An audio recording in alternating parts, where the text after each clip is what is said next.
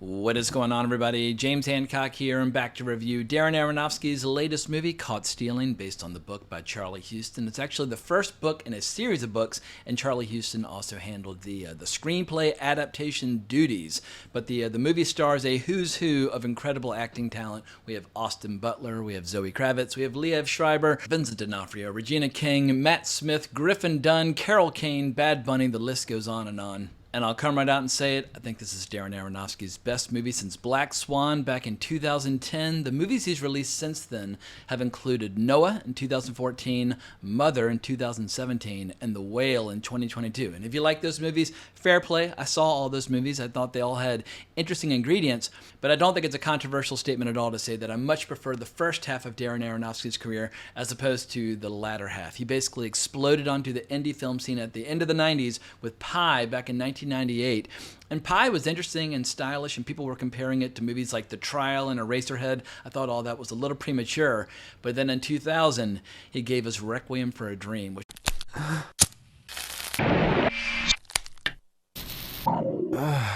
was just bananas. And perhaps it was more style than substance, but I must have seen Requiem for a Dream, somewhere between like 5 and 10 times. I watched it over and over again. The Fountain was a little pretentious for my taste, but then he bounced back with The Wrestler. And I think the 1-2 punch of The Wrestler in 2008 and Black Swan in 2010, that was the peak of Darren Aronofsky's career, where I was like, God damn, dude, are you emerging as one of the best directors of your generation? And at that time, I think it would have been totally justifiable to say so. And people should keep in mind, Black Swan was just a monster success. That movie was made for $13 million and it grossed over $300 million worldwide. So at that time, it just seemed like the sky was the limit. And Darren Aronofsky, who knew what the future might hold? Which brings us full circle back to Caught Stealing.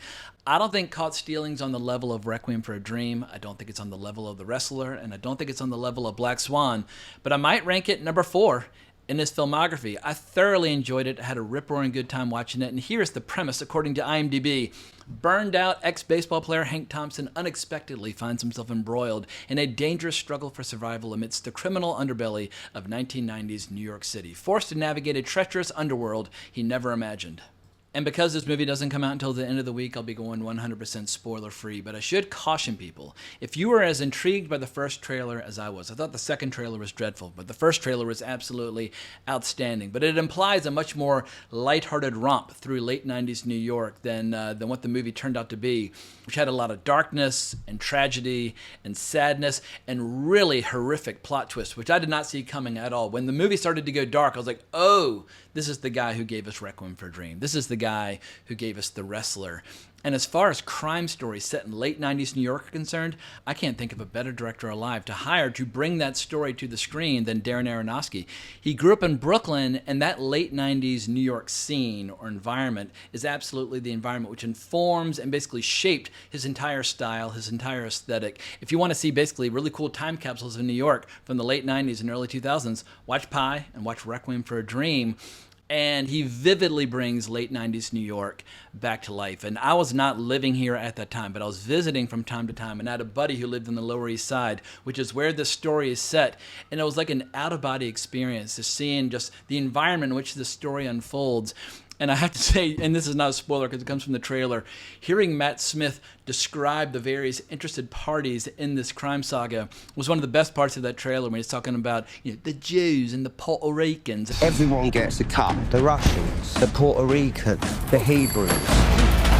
There's something about that Cockney accent that Matt Smith is using, which is just absolutely delightful. And Matt Smith comes very close to stealing the show outright in this movie. However, it must be said that Austin Butler is absolutely up to the task of carrying the weight of this movie as the leading man. And I've known he's talented for years. I mean, I first saw him in Once Upon a Time in Hollywood, the Quentin Tarantino movie, where he says, I'm as real as a donut, which is a line that still makes me howl. And obviously, everybody loved him as Fade Routha in Dune Part 2. But he was also great in Elvis, even if I thought the first half of that movie was absolutely dreadful. And he was good in The Bike Riders. He was probably the best ingredient in The Bike Riders, even if I thought that movie was kind of a failure in many respects. But he was really good in it. And I just love the fact that he's attracted to this kind of material, these kinds of roles, and what becomes a pretty goddamn dark movie at times. Because if you watch the trailer, you think, oh, this is going to be a charming movie about love and romance set in the Lower East Side with a few kind of lovable villains and rogues on the fringes of society. And for some of the movie, it absolutely embraces that because Zoe Kravitz and Austin Butler,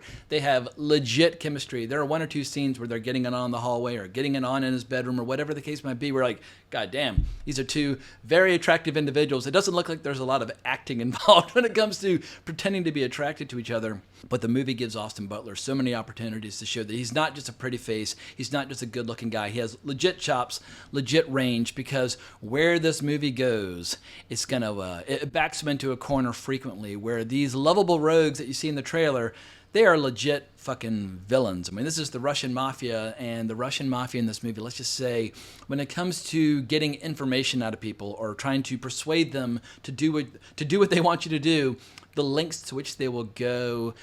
If you've seen some of Darren Aronofsky's earlier movies, I'll say there are one or two scenes which are reminiscent of the infamous needle in the infected arm scene in Requiem for a Dream, which still gives me the heebie-jeebies 25 years later. Or the scene with the staple gun and The Wrestler, especially when the staples are being removed later on. I mean, those are scenes where like you want to curl up in a ball and just like recoil away from the screen. I was on a date to see The Wrestler. My date was not into those scenes at all. Not a good date movie unless they're really into dark material. But without saying what, where, why, or how, Caught Stealing is unafraid to go to those dark places. But as you can tell from my accent, I am not from New York. I was not born in New York, but in 2008, I did adopt New York as my home, and I've lived here 17 years. I love everything about New York, and I think a large part of why I'm so fascinated by New York is because of all the kick-ass independent movies being made in New York in the 1990s. The indie film scene in the 1990s, not only is it the best decade for independent movies, there's no close second. I mean, there were independent movies made back as far as like the 1930s, but when it comes to just an explosion of talent as well as movies that really delivered, the 90s is the indie era, and no other decade comes close.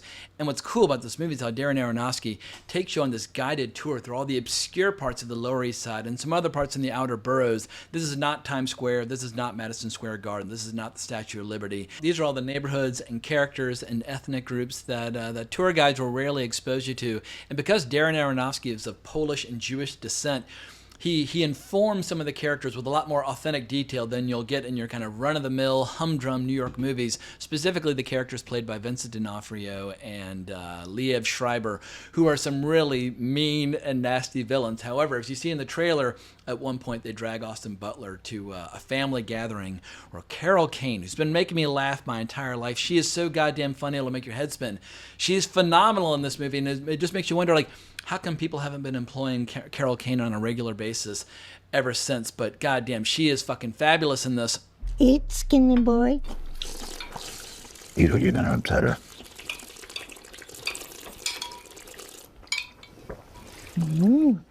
And every member of the cast in this movie just seems to be having so much goddamn fun, especially in the bar scenes where Austin Butler's character Hank Thompson works. I mean, people there, they rage day and night. I mean, at a certain point, New York bars, I remember this used to be, I don't know if it's still the rule, but it used to be the rule where if you were in the bar at 2 and they closed the door and locked the door, you could stay till 4 and keep drinking, but they would not let any new people in.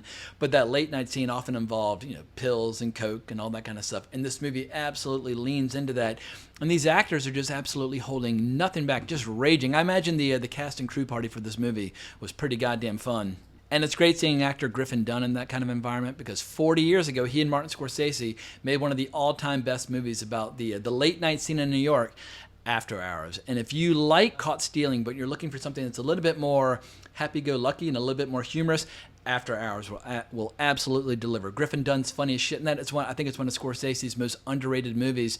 So I guess this is all just a very long-winded way of saying that the atmosphere and the style and the setting of this movie feels incredibly authentic. It's a great environment in which to explore a really mean and nasty crime story, where this good-looking guy who never in a million years wanted to embark upon a life of crime suddenly finds himself up to his ears in all kinds of trouble and shit that you would never want to get involved in. But it's not completely grim and merciless. There's a lovable cat along for the ride as the sidekick for Austin Butler's character. And what's cool is how over the course of the story, after basically being chased and pursued and beaten down by every single kind of scary person in New York that you could possibly imagine, there's a turning point where the character starts to emerge as a total badass. But as you can see in the trailer, there are certain beats where he's trying to basically regain control of the situation. And also, he's just a fucking fantastic athlete. He was going to be a superstar baseball player if not for unforeseen circumstances. So when he needs to chase somebody or fuck somebody up or swing a bat and knock somebody out, he absolutely can do so. Sweep me the fucking edge, swat! What the fuck did you get me into? Now, I've never read the novel by Charlie Huston that this movie is based on, but shout out to my friend Victor Rodriguez, who recommended that I read the first book. I mean, he gave me the recommendation. I was like, dude, I'm seeing the movie like in a couple days, so yeah, the stars were aligned. But the next 2 books in the series are Six Bad Things and A Dangerous Man, and I don't know if they sustain the very high level of intensity of the first story, but I would love to see Austin Butler return to this role, and I feel like there's a giant gap in the overall movie slate of these kinds of movies. In the 1990s, we used to get gangster movies and crime stories left and right. It was basically like a second golden age. Like the first golden age was the 1930s, where you had like Paul Muni and Edward G. Robinson and James Cagney and all those legends making those kick-ass gangster movies. But in the 90s, suddenly there was just an explosion, and I just kind of took it for granted at the time that it would always be the norm. Those movies have more or less dried up. I don't even know how much of an audience there is for this kind of experience. And from the way Sony is handling the release of this movie and the lack of a big marketing push, something tells me that Sony doesn't know how much of an audience there is either. But I'm going to bang the drum on the movie's behalf and recommend that people check it out.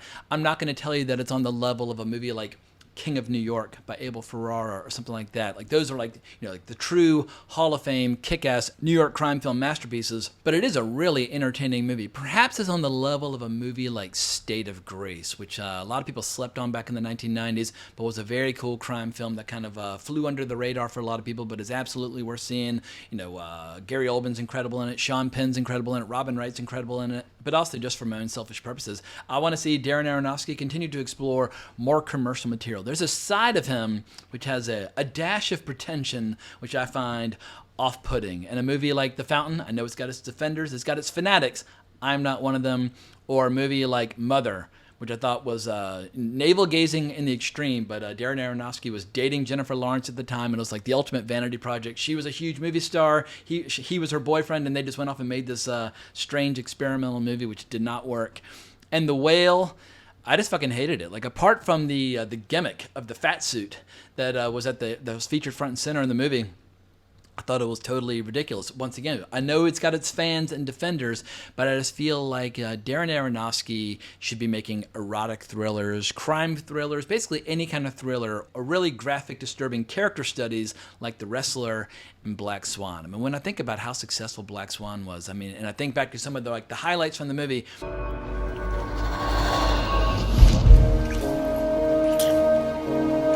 In hindsight, it's not mysterious to me as to why Black Swan was so popular, but I feel like Darren Aronofsky is one of those rare directors where he can keep one foot in the independent world and one foot in the commercial world and create these movies that kind of feel like hybrids of the two. And I feel like that's where the real sweet spot is, when you get some really fun, exciting, but also memorable, unique storytelling experiences. And because film culture and the movie-making landscape has been so dominated by this kind of bland blockbuster hell for the last 10 years, I just find it incredibly refreshing to see a story like this. As the old expression goes, it's a breath of fresh air in a room full of farts. We need comedies, we need crime films, we need erotic thrillers, we need westerns, we need historical epics, we need all these other genres. We can't just live on a diet of like Alien, Star Wars, Marvel, and DC, and watching spin-offs and remakes and franchise extensions until the end of time. That is a great way to basically to exhaust whatever flavor is left in the culture. That is a quick way to destroy whatever lingering pulse there might be in what I describe as film culture. We need variety, we need new flavors, we need fresh experiences.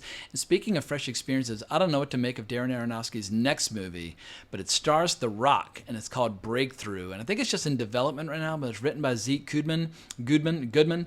I don't know anything about it, but I just find it hilarious that Darren Aronofsky is making a movie with The Rock. But once again, he made The Wrestler with Mickey Rourke. According to IMDb, it says, in 2000, Southern California, a lonely young man falls under the spell of a charismatic self-improvement guru, never suspecting the dark methods of manipulation behind his captivating personality. Something tells me that The Rock will be playing that guru. Yes, sign me up. As long as Darren Aronofsky is exploring commercial material, but with dark undertones, I feel like that's his real sweet spot. Like, stay away from the experimental theater stuff and get back to just telling really visceral, intense, exciting stories with a lot of sex appeal and a lot of violence and just a lot of killer characters, as we see in Caught Stealing. And I'm definitely overselling the movie to a degree just because I want to see movies like this make a comeback. But like I said, it is my 4th favorite movie that Darren Aronofsky's made and is now, 28-year career. And I do think it says a lot about Darren Aronofsky's talent and his ability to navigate the movie industry, that he's still active in making movies at this scale, because a lot of his peers from the 1990s have not done nearly as well. I mean, obviously, like the big superstars of the 1990s would be, someone like Christopher Nolan. Christopher Nolan made a micro-budget movie called Following in 1998, and obviously now he's making movies like The Odyssey. Or Quentin Tarantino, he's basically retired now. He hasn't made a movie in 6 years, but he emerged in the early 90s with Reservoir Dogs and went on to make movies like Once Upon a Time in Hollywood. Like, those are like the big superstars to emerge from the indie film scene of the 1990s. But there are some other people out there like Richard Linklater. He's still very much active. He basically makes like a movie a year. Or you've got directors like the two Andersons, Paul Thomas Anderson and Wes Anderson. They're still very active, still making big budget movies with big stars. So there are certain indie directors who emerged with micro budget movies in the 1990s who have done very well and have survived. And I just want Darren Aronofsky to stick around. So I hope people will show up. I hope Sony won't completely, blunder the release of this movie. There's definitely an audience out there for this kind of movie. The question is, have they seen the trailer? Can they get exposed to it? So this is me in my own little small way saying that if you missed the kick-ass, gritty, sexy, violent thrillers of the 1990s, Caught Stealing very well might be up your alley. Or at a bare minimum, if you just want to see Austin Butler go to the batting cage and hit a few dingers, that works too. In any case, I think that's as far as I can go without divulging some spoilers. But the movie opens up this weekend. I hope people will give it a chance. I hope people enjoy it as much as I did. And I think that's all I've got to say about Caught Stealing. So if you enjoyed this review, please consider liking, subscribing, hitting that notification bell. Let me know what you think of Darren Aronofsky's career down in the comments below. But I can't thank you enough for watching. But more importantly, as always, onwards and upwards.